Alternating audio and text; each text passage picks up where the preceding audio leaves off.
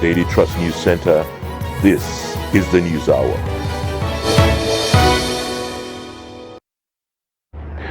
On the News Hour tonight, End SARS anniversary, police free detain and release protesters as leaders demand action on panel reports. 9 months later, Bodija explosion victims cry for urgent government aid.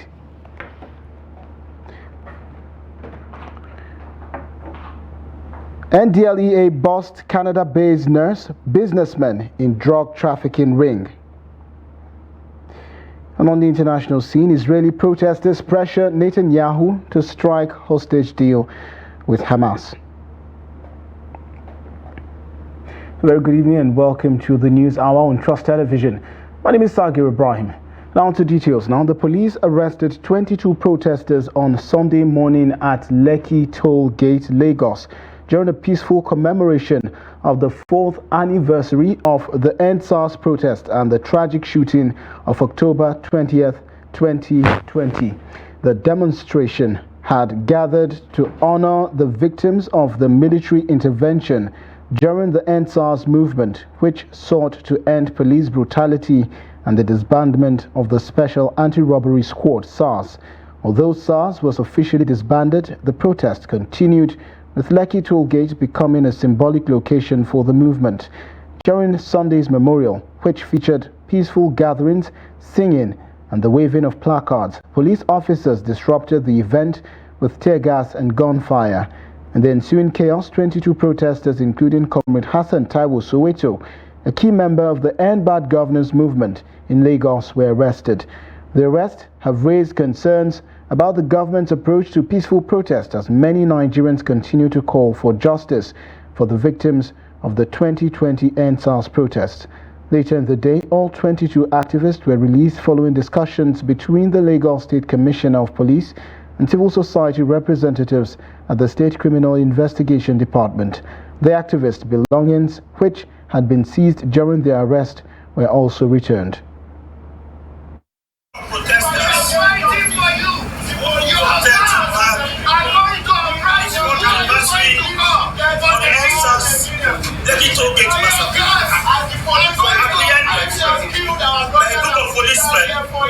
Under the leadership of the Commissioner of Police in Lagos. I'm right now speaking to you. Look at me. From a black man. I am beaten and my phones are seizing. Like last year. And marking the 4th anniversary of the End SARS protest, where protesters were killed at the Lekki Toll Gate, Nigerian youth have united to call for an end to oppression, extrajudicial killings, and a better economy. They believe the situation has worsened since the protests and are pushing for a positive shift in the country's affairs. In the instance of End SARS, it was kind of the fight against oppression was police brutality at that instance. But if you also look at it, generally, there is oppression in the land from every angle. The political class and those in authority. With the youth must come together, because all these things we're talking about change. Change doesn't happen in vacuum. Change happens when there is concerted effort. You can see what happened today. They shot them tear gas at the toll gate again. They arrested some of them today again. So it's high time we start working ideologically. That is why we decided to come together in order to change the narrative and bring Nigerians together under one platform. We want to have one voice so that we continue to protect the value and interest of Nigeria and the younger generation. Because when you look at gamut of leadership generally, leadership particularly in Nigeria, Africa and Nigeria, leadership has been circulated with a number of circumstances. I feel Nigerian youth need to be more curious and they need to be more interested. I know the status quo makes you uninterested and it makes you less curious, but the only way that we can reform and inform change is by being involved, asking the right questions. I believe youth should be more involved in politics, because when the young ones become one, come together and take charge, this country is going to a better place.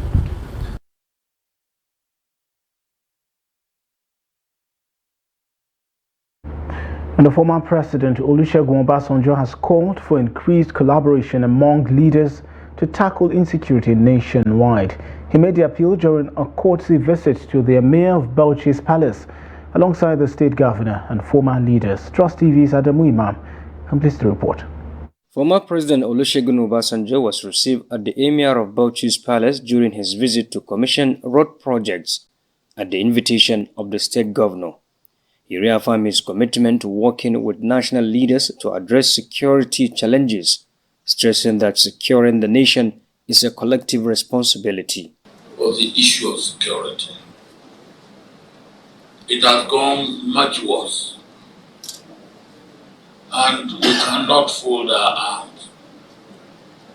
And I believe that security, to be effective, is the responsibility of all, and particularly at the community level. Because those who are bad eggs among us, they live among us. They don't come from heaven.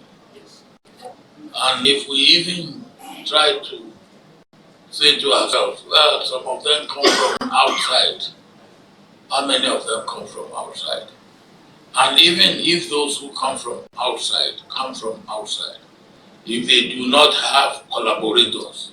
Obasanjo emphasized that ensuring the safety and security of lives and property is a critical issue requiring urgent collective action.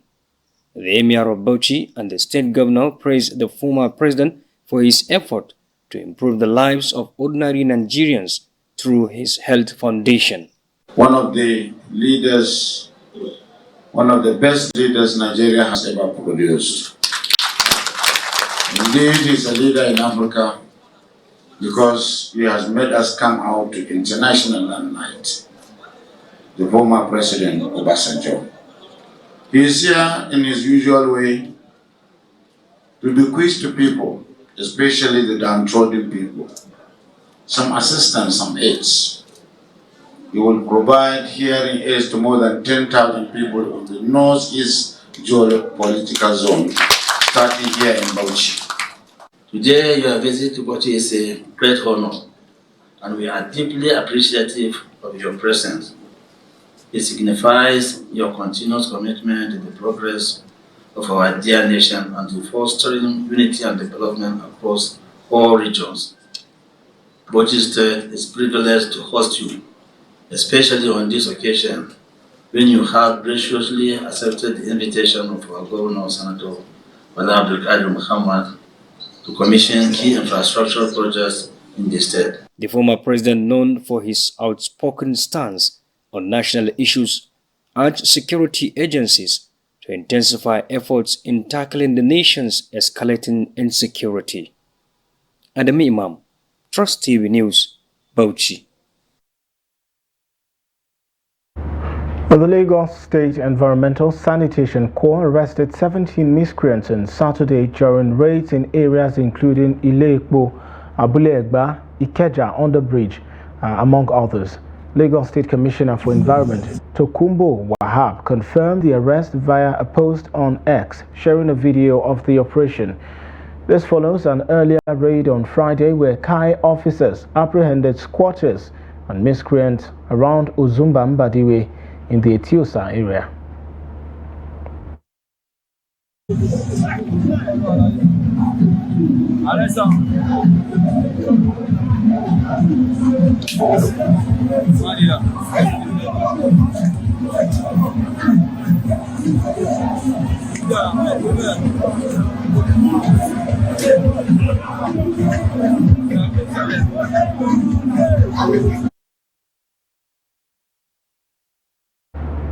Elsewhere, gunmen suspected to be kidnappers abducted the former chairman of Donga local government area in Taraba State, Honorable Nashuka Ikpenye, late Saturday night. According to sources from Donga, Ikpenye was taken around 11 p.m. while returning from his hometown, Nyita, from Mararaba. The gunmen reportedly intercepted his private car at Nukunya village along the Bali Takum road and dragged him into the bush, abandoning his vehicle by the roadside. The source further revealed that the kidnappers have contacted Ikpe's family, demanding a ransom of 60 million naira for his release. When contacted, Taraba State Police Command's Public Relations Officer Abdullahi Usman stated that he was awaiting a signal from the Divisional Police Officer in Donga local government area. And a violent clash between rival court groups during the Onwa-Asa festival in Nibo, Awka South local government area of Anambra State left 8 people dead on Sunday. 3 others were killed in Nodu village, Okuno, also in Awka South, as the violence spread. The gunfire caused panic, sending festival goers fleeing in all directions to escape the bloodshed. Confirming the incident, Police Public Relations Officer SP Chukwu Ikenga said the police are aware of the suspected cult-related clashes. The State Commissioner of Police, CP Nnahe Obono Itam, has deployed additional forces to restore order. Ikenga noted that preliminary reports remain incomplete, urging witnesses to come forward with information to help identify the attackers. He assured the public that any details provided would be handled confidentially. And the Cross River State Police Command on Saturday said it has arrested 6 suspected Ambazonian rebels after invading Akankpa local government area of the state. The command spokesperson, Ewa Igri, said the suspected separatists were arrested following intelligence information describing the feat as a breakthrough for the law enforcement agency. He said that the suspects, whose age ranges between 18 and 36, were paraded with various weapons, improvised explosive devices, boots, charms, and flags. Igri added that other items were found in their possession. According to the news agency of Nigeria, it reports that Ambazonia is a political entity proclaimed by Anglophone separatists who are seeking independence from Cameroon. Since 2017, Ambazonian rebels have engaged in armed conflicts with the Cameroonian military in what is known as the Anglophone crisis. The rebels have attempted to set up governments in exile, and supportive militias have exerted control over parts of the claimed territory. And one victim of a gas explosion in Abakaliki area of Ebonyi State has been reported dead. Mary Cynthia Ikelego, who died on Saturday evening at the Accident and Emergency Unit of the Alex Ekweme Federal University Teaching Hospital, Abakaliki, was among the 10 students of Good Shepherd Catering School belonging to the Catholic Church in the state who were victims of the gas explosion. Reports say the explosion occurred in the kitchen section of the institution. The victims are all students of the catering school. The victims were first taken to the police clinic at the police headquarters, Abakaliki, for medical treatment, from where they were referred to the Alex Ekweme Federal University Teaching Hospital, Abakaliki, in the metropolis. Cynthia Ikelegu was among 5 of the victims that have been on life support at the hospital.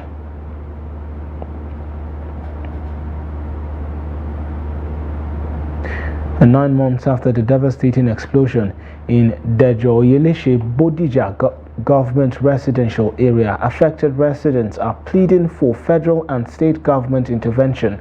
The January 16 tragedy claimed multiple lives and destroyed properties worth millions of naira, leaving survivors in urgent need of assistance. Here's the report.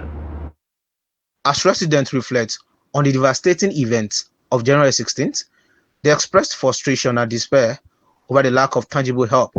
The explosion, which occurred on Dejo-Oyelese Street, Ibadan, resulted in at least 10 fatalities, 50 injuries, and damage to at least 58 houses. Residents are urging the government to provide support and relief to those affected by the disaster. The scars remain fresh for the Dejo-Oyelese vigilante group, comprised of about 250 families, primarily affected by the blast.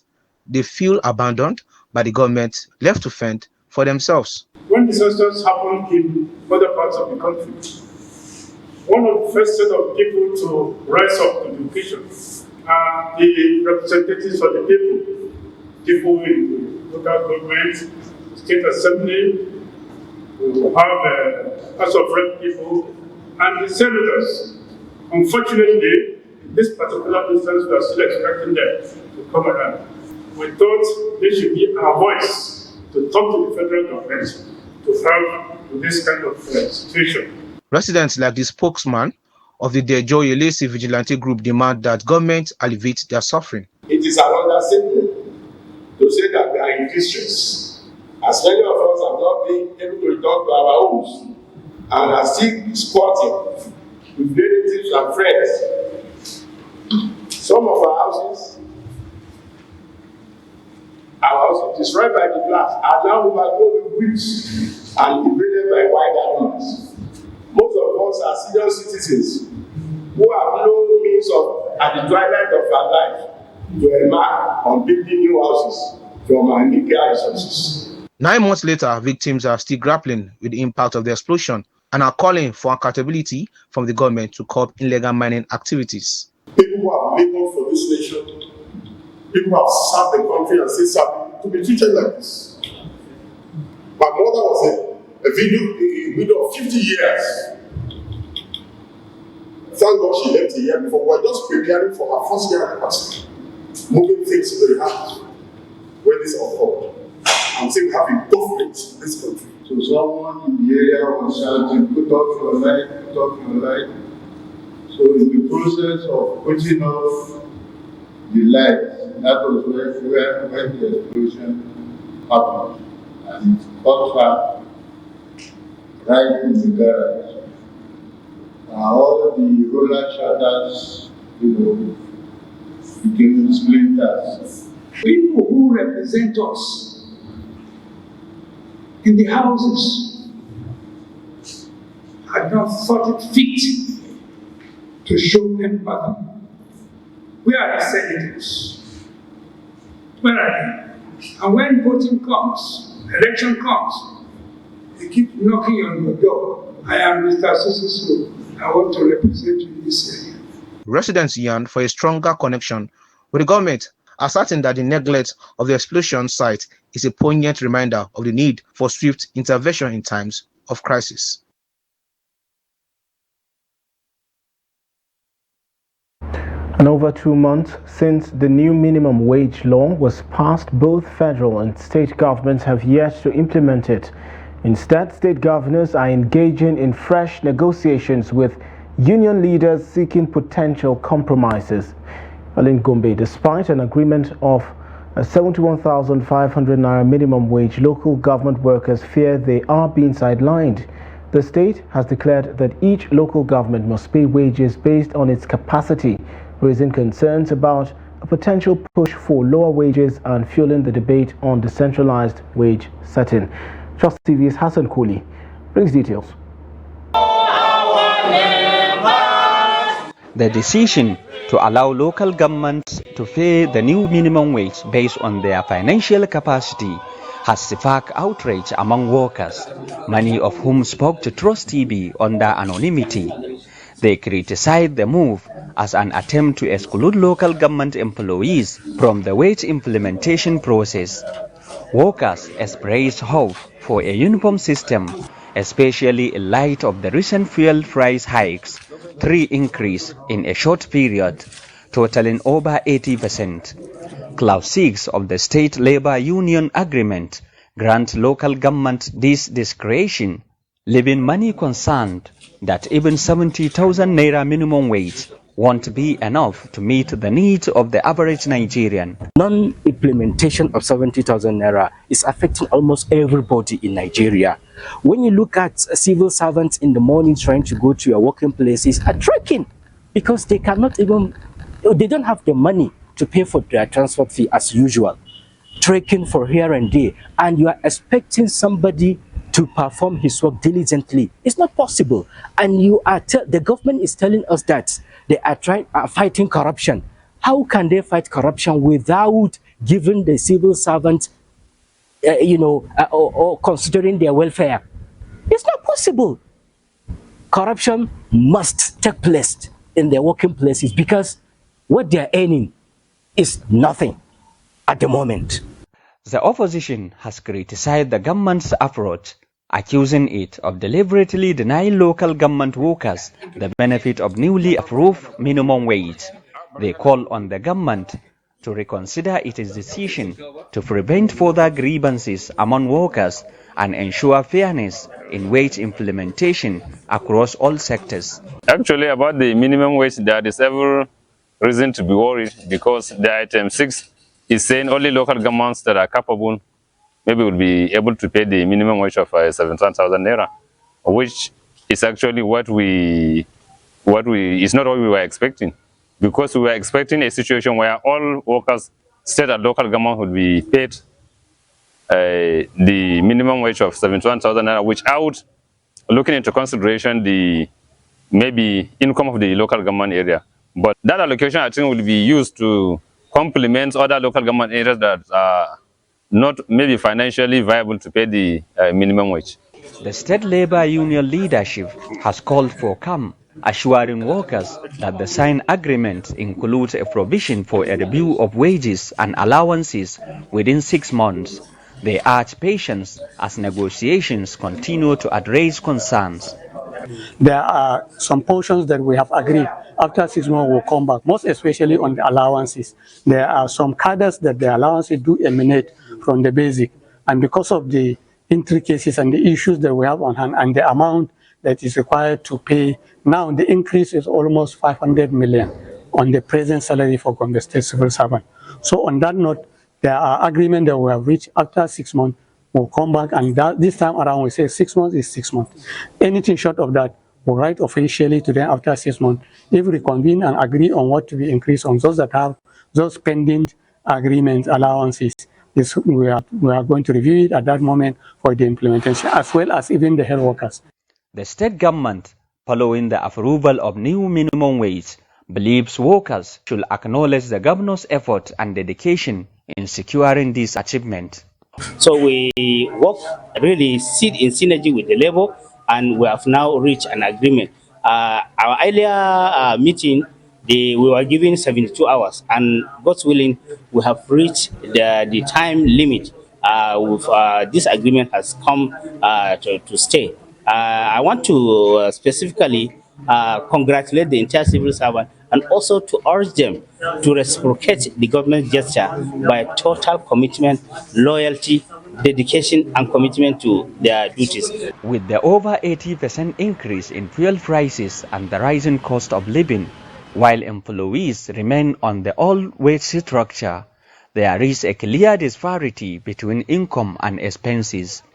This has significant consequences, including low productivity in the public sector and poor service delivery, among others. From Gombe, Hassan Koli reporting for Trust TV. And fish sellers in Jalingo, the capital of Taraba State, are lamenting the ongoing release of water from surrounding dams, which impact the rivers where they source their fish. According to several fish marketers, this situation disrupts the smooth operation of their businesses. Now the report. Typically, rainfall in the northeast subsides from late September to November, causing river and stream levels to drop and revealing fish, allowing sellers to access an abundant supply. However, this year, fish availability is still lacking compared to previous years. Many sellers attribute this issue to the continuous release of water from nearby dams, which has replenished rivers and streams, affecting their fish sources. Nasiru Idris, a supplier who transports fish from River Benue in Lau, Yashintuo, Mayorenowo in Ardo Kola, Jiru and Kabawa in Karim local government area, voices concerns and urged the relevant authorities to take action. I buy fish from the villages and use my car to transport it here for sale. I usually visit Manarewo, Lau, Yashintuo, Jiru, Kabawa and other villages to source fish. Our major challenge is the continuous release of water from the dams, which has refilled the rivers and pushed the fish deeper. If the water levels released from the dams can be reduced, the fish supply will improve. Sani Aliyu, a dealer, stated that a major challenge in the business is the lack of proper storage facilities. He urged the government to provide freezers and generators to help preserve the fish and prevent spoilage. The price of fish compared to last year has changed. We are now in the season where fish typically becomes more available due to the water withdrawal from the river, which has led to a reduction in prices. However, the major challenge we face is the cost of transportation. Ayuba Abdullahi pointed out that poor road networks and rising fuel prices are driving up fish prices. We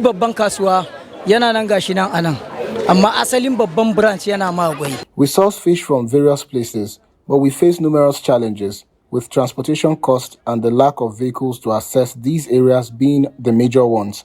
As the rivers and streams begin to dry, the fish are becoming more accessible. I'm calling on the government to assist us, especially considering the number of unemployed youth who rely on this business. Customers Rahab Nelson, Deborah Samuel, and Success Joshua described the situation as unfavorable. They noted that while prices in the main market are cheaper than in other markets, they still remain high. According to them, fish may be available, but it is nearly unaffordable. We think that here is a little bit better because things are very costly now. So we come this side in order to get a little better, affordable one, at least. I consume to myself, I also sell. I'm from the NTA area. I buy fish, cook it, and sell it as a food vendor. These days, there isn't much fish available due to recent flooding in some areas, so we are not making any profit. We continue this business not to earn, but to maintain our customers until things stabilize because we anticipate changes in the near future. The price has really increased. It is incomparable. It's like on daily basis, the price of fish are increasing. I think the fish is more available now than the past 2 weeks because the level of the water is becoming a little bit down and the fish are coming up. Both customers and sellers are calling on the government to intervene and address the situation. And pumpkin leaves, widely known as ugu among the Igbos and Ikong Ubong by the Efik and Ibibio people of Cross River and Akwa Ibom State in Nigeria, have become increasingly scarce and expensive in Lagos markets. Our Victoria Tokulo visited one of the vegetable farms and spoke to farmers and market traders on the reason behind its scarcity and what could be done to address this seeming scarcity. Pumpkin leaves are common vegetables consumed by various ethnic groups across Nigeria. They are widely known as ugu in the eastern regions of the country, particularly among the Igbo tribe, and the Ikong Ubong by the Ibibio and Efik communities in the south-south region of the country. This vegetable is prized for its versatility as it can be used to prepare a variety of delicacies. At this pumpkin leaf farm in Lagos State, the vegetable farmers are seen clearing the weeds to enable the vegetable grow better. They told Trust Television the challenges they are facing while cultivating this vegetable. This farmer where we farm, we need fertilizer, we need like something like manure when government can help us, we do for us because as you can see our farm, well we don't try. But we need help from government to help us. What we are facing now is because of the sun that was shining for that 3 months, it make our ugu to go down and it no grow. So now we need fertilizer for we to use it and make the ugu to grow again. The thing be say as we take buy costly at the season there, so we not get the ugu fruit to buy them cheap, so that when we can come plant it and we sell them cheap for people. That is the challenge.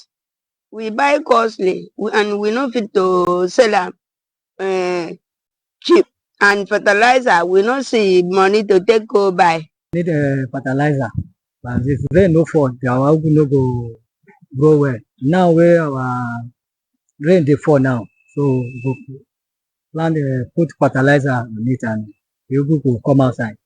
At the Agege market where these vegetables are being sold, traders express frustration with the difficulty they face while sourcing for them from the farmers to their consumers. Time rain is supposed to fall, it didn't fall.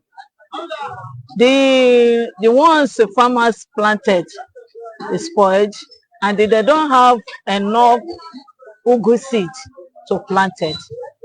The ones them planted, the dry weather spoil everything. We are getting ugu at the price of 20,000, and we are tying to 200.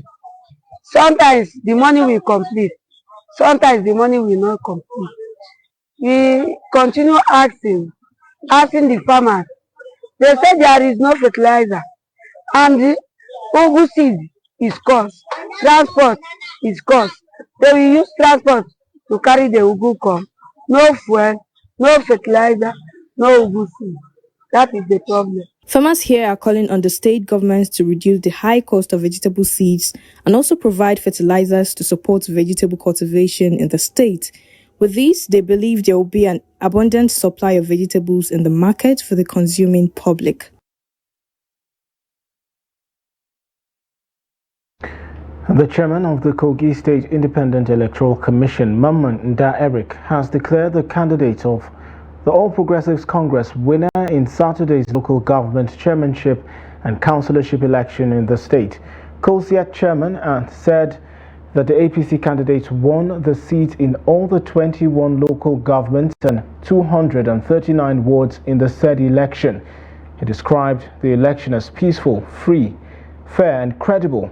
However, the opposition parties and youth leaders said the election is a mockery of democracy, describing it as more of a selection than election.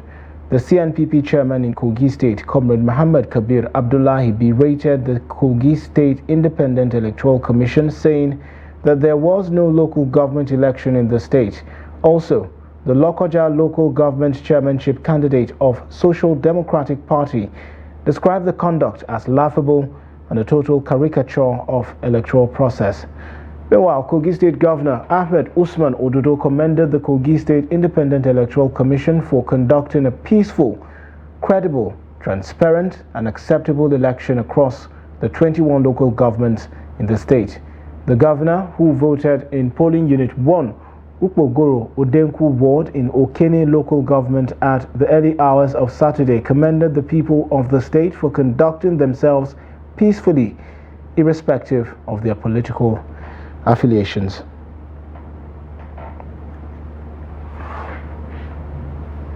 You're watching the News Hour on Trust Television. Coming up shortly, Gombe youth preserving northern culture through clothing. There's and of course more stories when we return. Join us again. Time is power. Our lives are powered by the sun. As the sun rises, so do we. As we trust it to rise and set without any worries interrupting your morning.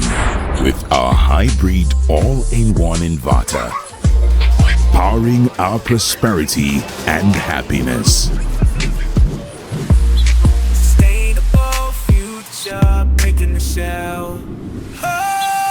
Start time solar. But also nurture what is dear to us, powering trust and support, empowering us to do things that really matters. Start Times Solar. Power your life. Welcome to 30 Minutes with Manir Dan Ali. It's a program where we ask some of the tough questions in order to tease out the right answers from our guests. The blame game has to stop. Buhari is no longer the president of this country and coming from the same party. As a country in Nigeria, we have violated the norms. In line with the objective of Trust Television, we believe in the power of stories. Stories that resonate, uplift and motivate. Okay, because you have money, you have to spend it. No, it should be based on needs and there should be layers of oversight. 2024, FRS will spend 171 billion on personnel alone. In this program, we bring you the guests who can shed light on issues and questions of the day. Guests who are relevant to the topic at hand. If Western education or education as a whole do not make males morally bankrupt, what makes it different that it will make a female morally bankrupt? Each week, we delve deep into topical, social, political, or economic issues and get the unique take of our guests who provide useful insight into the matter. We arrest a ship, we blast it. Unfortunately, it's a bad thing because pollution and all this, but we have found out that that's the only way. And 50% of the emissions, why don't you remove it so that it gives us the opportunity to also be able to put some, even if it's 10%. By the time we put 10%, the whole of Africa will be industrialized. At Trust Television, we promise to keep you engaged and informed through compelling and insightful conversations where revelations are made and hidden truths are uncovered.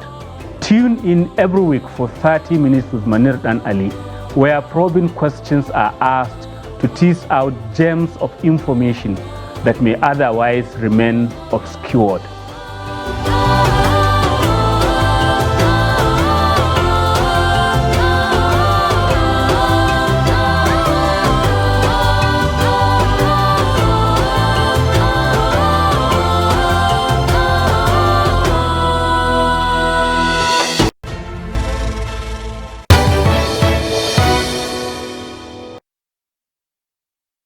Thanks for staying with the News Hour on Trust Television. Here's a recap of our top stories again.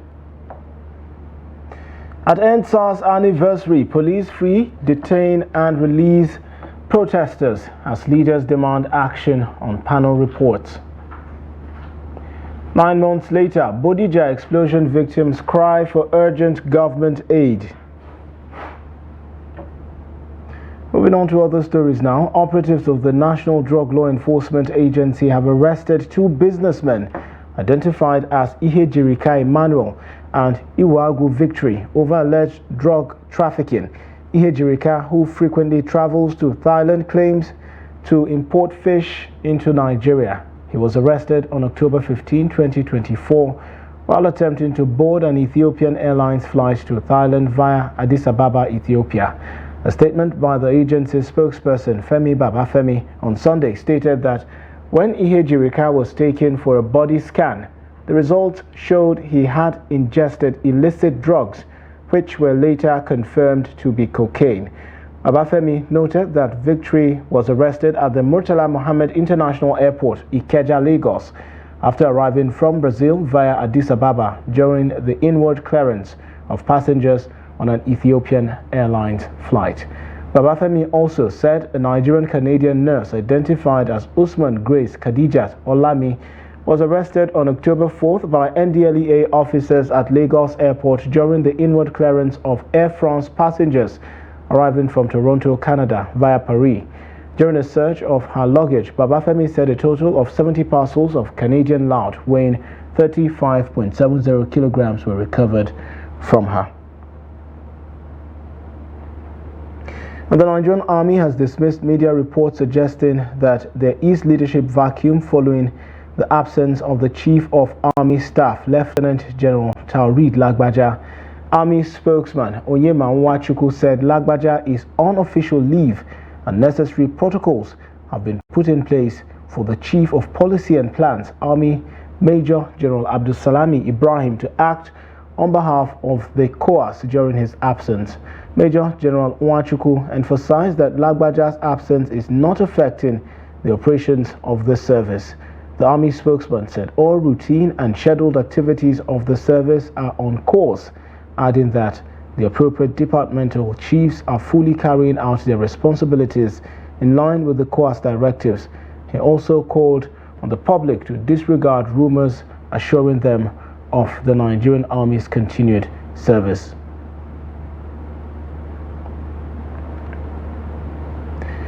And also, the Nigeria Police, with officers present in towns and villages, remains the closest security force to citizens. However, past actions of extrajudicial operations have tarnished its image, sparking the 2020 NSAS protest. Trust TV's Jimmy Adzande speaks with a retired Assistant Inspector General of Police and security consultant in Makurdi on ongoing reforms for a more modern police system. Here's the report.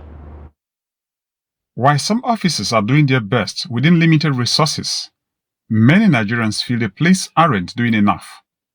Daily complaints of misconduct and unprofessional behavior continue to surface, fueling public frustration. You discover maybe because they are not well taken care of in terms of monthly stipends or salary, as the case may be, they turn to be they sometimes become nuisance in our communities. They exploit people as if, to me, I sometimes I feel they who are supposed to be guiding and protecting people at the rural communities turn to become the problem of our society, because you see them at night pretending to be our security, yet we have issues of criminality still going on within the community. A former police chief echoes this view, suggesting that misconduct is more of a societal issue than just a problem within the police force. The police misconduct is not a new thing to us in this part of the country. I mean, every organization has people that misbehave, especially in this context where police officers have a responsibility of protecting citizens, of respecting the rights of citizens, and in the course of conducting this job, some of them go extra mile and begin to do things that the police regulation, police code of conduct, and ethics does not require them to do. It's given. You will have those kind of people. The security consultant remains optimistic, believing that new innovations within the police force offer promising opportunities for improvement moving forward. And that is why the current Inspector General of Police ensure that the PCRU, Police Complaint Response Unit, is open in every state so that there will be prompt response to incidents of police misconduct. I think we are on the way of reducing it. It is not yet good. We haven't achieved what we hope to achieve, but I think so far the response has been positive and inspiring. Nigerians are counting on a more professional police force to take the lead in tackling internal security challenges across the country. Jimmy Adzande, Trust TV News, Makurdi. And despite modern advancement, many families in rural Benue still view girl-child education as unnecessary. Yet advocates continue pushing for equal rights for all children, regardless of gender. In this report, again, Jimmy Adzande speaks with elders in Benue's hinterlands who believe it's time to correct the mistakes of the past. That's the report.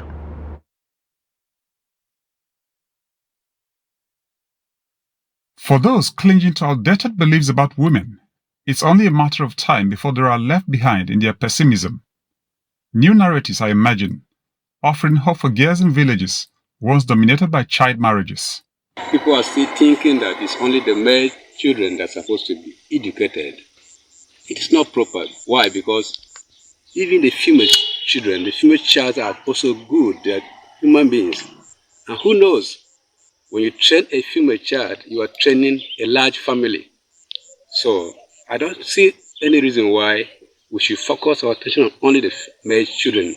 Some individuals acknowledge they have seen the light and refuse to return to past attitudes regarding the education of girls. Female children should advise to go into a school, because when they go, they will know better than they are before. So it is good to give them knowledge acquired. We have to give them in the school to educate them to know what is good and what is bad. That is how I can do. And that is how I can train them in morality. However, they argued that this advocacy must involve all enlightened sons and daughters within the communities.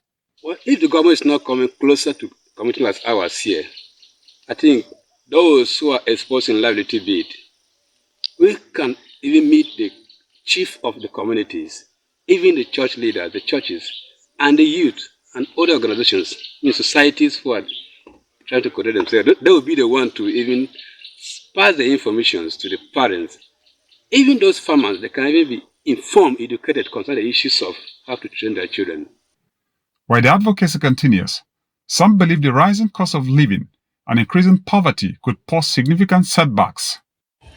The factors are this.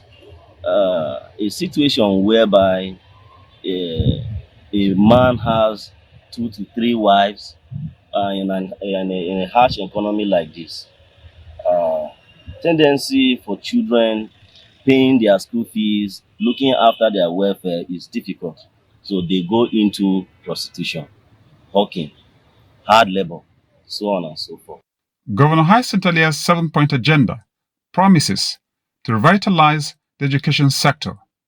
Experts believe that if implemented, these efforts will enhance advocacy outcomes for all children. Jimmy Azande, Trust TV News, Makurdi.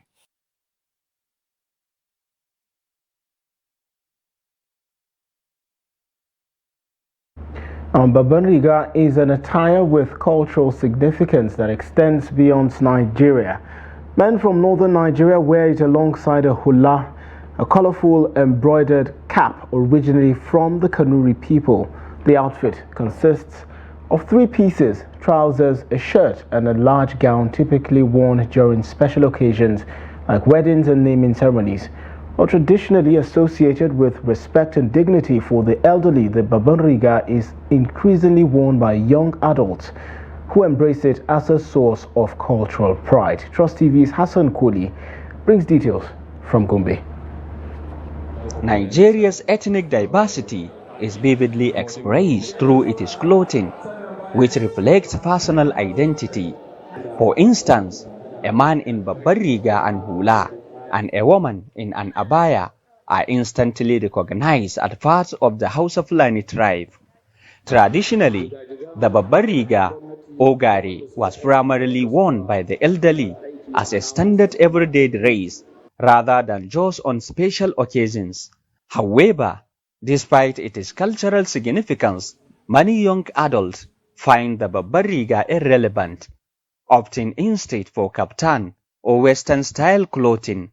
What I believe is that Babariga is for ceremony or is for occasion. If there is no any ceremony or occasion, Gaskia and me, I don't used to wear Babariga. Even if it is Friday, I only wear it once in a year. Or if there is a ceremony like wedding or convocation or any ceremony that has to do with Babariga, I used to wear it. But if there is no any ceremony, I don't wear Babariga. And usually, most of us in at this tender age or the younger age, we don't engage in wearing such attires because some of us prefer it as in for the oldest generation.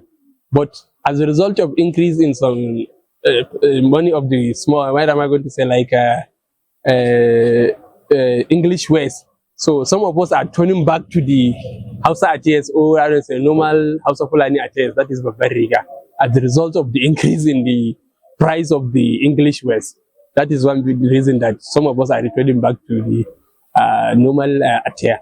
And this is one of the major reasons that we don't usually wear Babariga, probably known as Hausa attires. For young people like Usman, a 28-year-old resident, wearing a Babariga brings comfort and pride, even though many of his friends mock his style, calling him an old man. Al'ada ce ta Hausa Fulani. Wearing the gari is a tradition of Hausa Fulani. And as a Fulani man, I feel most comfortable in this attire. I believe it helps preserve our culture and distinguishes us from other tribes. When people from other tribes come to Gombe, our traditional dress showcases our customs, so I wear it to honor and preserve our heritage. Mai kullun za a ga mutum da gari ya fita ya je ya sallan Juma'a ya zo na zauna office. Alhamdulillah. Clothing plays a vital cultural role in fostering a sense of belonging, unity, and collective identity. This is true for various tribes in Nigeria, all of whom take pride in wearing their traditional attire. From Gombe, Hassan Koli, reporting for Trust TV. In light of the current state of Nigeria's economy, up-and-coming business owners and entrepreneurs have been advised to identify specific problems their skill set can address and monetize them, as well as building resilience to cope with the many challenges which comes with doing business in Nigeria. Here's the report. With an inflation rate currently at 32.79% according to the National Bureau of Statistics' latest report, it's no news that Nigerians are grappling with a cost of living crisis. With this figure, millions of Nigerians have taken up different mechanisms to survive the seemingly harsh living conditions, including starting up micro, small and medium enterprises. While this decision may have opened up new sets of challenges for young startups and entrepreneurs who intend to scale up their businesses, experts say it may also be an opportunity for young business owners to profit. For every single thing we go through, someone is making money out of it.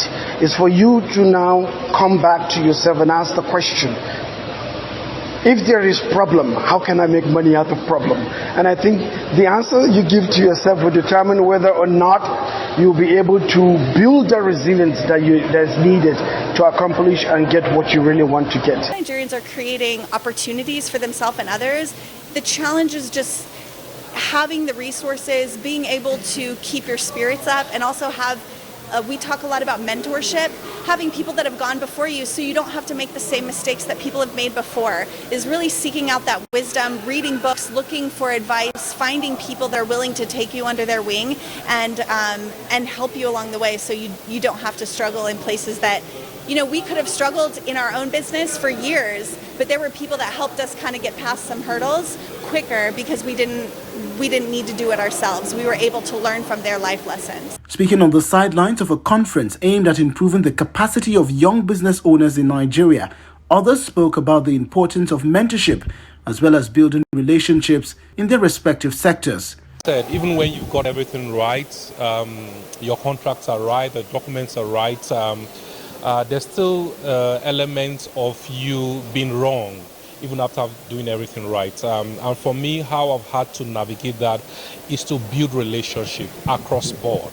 You must build relationships, deliberately build relationships with relevant agencies. With the potential to reap unimaginable rewards, young Nigerians were encouraged to venture into agriculture to boost the country's food production capabilities and improve forex inflows. The demand for agricultural produce is on the increase. Nigeria, being an agrarian nation, we have the land resources and we have the market. Europe, US, definitely you need some knowledge, you need some experience. Very interestingly, now we have government schemes that are coming out, training young people. So young people can tie up with such organizations, get trained, and then get set up in life. In its recent Nigeria Development Update report, the World Bank revealed that over 129 million Nigerians are currently trapped in poverty. Coupled with a rising unemployment rate, the experts called on more Nigerians to embrace entrepreneurship and skills acquisition to improve their living conditions. And 2 stories away from Nigeria, thousands took to the streets of Tel Aviv on Saturday, urging Prime Minister Benjamin Netanyahu to sign a deal for the release of Israeli hostages still held by Hamas in Gaza. During the weekly protest against Netanyahu's government, relatives of hostages and their supporters said it was long overdue for negotiations to begin. Their plea follows Israel's announcement of killing Hamas leader Yahya Sinwar, the mastermind behind the October 7 attack on southern Israel. Meanwhile, the Israeli military reported that a drone from Lebanon was launched towards Netanyahu's home in Caesarea. An initial proposal put forward on October 12, 2023 called for the release of all women and children held by Hamas in exchange for Palestinian women in Israeli prisons. Israel rejected that offer. And as the civil war rages on in Sudan, in addition to food shortages, residents in the capital, Khartoum, are grappling with a worsening water crisis. They now have to fetch water from the Nile River using carts or purchase untreated water, which has become scarce. The city's key water infrastructure, including a Nile River water treatment plant and several urban supply stations, has been severely damaged in the ongoing fighting. In addition, a shortage of personnel and spare parts means networks in multiple districts have been disrupted for months, leaving tens of thousands of households without water. Drinking untreated water has exposed people to illnesses, including the waterborne bacterial disease cholera. The Sudanese Ministry of Health said on Saturday that a vaccination campaign targeting more than 1.4 million people against cholera started in eastern and northern parts of the country. Sudan has been ravaged by a deadly conflict between the Sudanese armed forces and the paramilitary rapid support forces, which started in mid-April last year. Since start of the fighting, epidemic diseases such as cholera, malaria, measles, among others, have spread, leading to hundreds of deaths. The health ministry has so far reported 25,037 cases of cholera and 702 related deaths.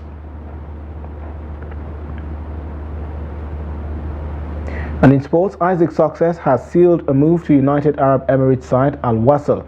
The former Golden Eaglets striker joined Al Wasl on a free transfer.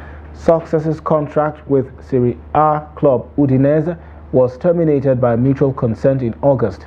The 28-year-old was on the books of the Zebras for 3 years. The forward scored 4 goals in 79 league appearances for Udinese. He previously played in Spain for Granada and Malaga, as well in England for Watford. Al Wasl are the current champions of the United Arab Emirates Football League.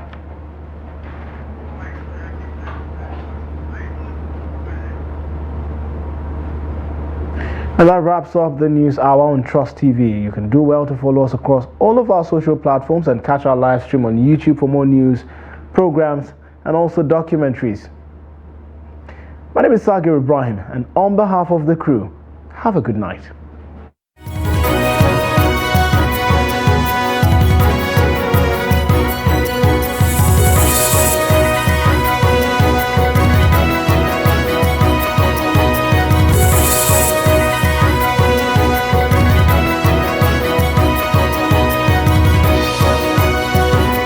From the Daily Trust News Center, this is the News Hour.